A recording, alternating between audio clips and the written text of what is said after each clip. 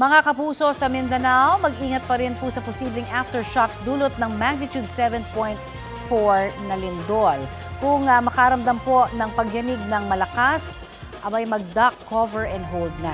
At kung ligtas naman, ay agad pong lumikas.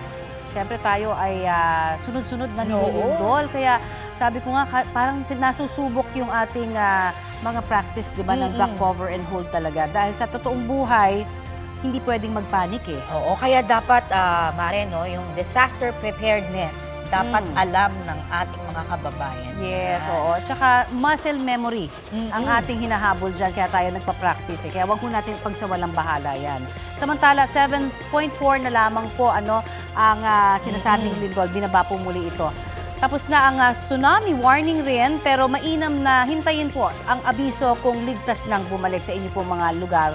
Lalong-lalo na dyan sa mga area na nakatira po sa Dalampasigan. Alam naman natin, pag coastal area, mahirap din talagang makahabol. Sabi nga, sa daluyong, hindi ba pag nandyan at malakas. Kaya, 1 meter.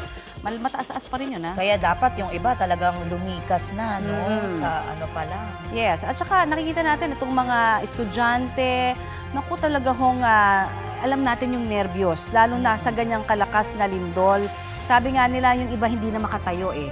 'Di ba? Bukod sa nervyos. Nakakahilo rin Nakakahilo rin at marami hong na-ospital. Kaya ingat po tayo at panalangin po natin na sana wala na hong madagdag pa doon sa mga sinasabing maaaring nasaktan, nahilo at yung isang confirmation kanina na isa ho ang patay. Mag-ingat po tayong lahat.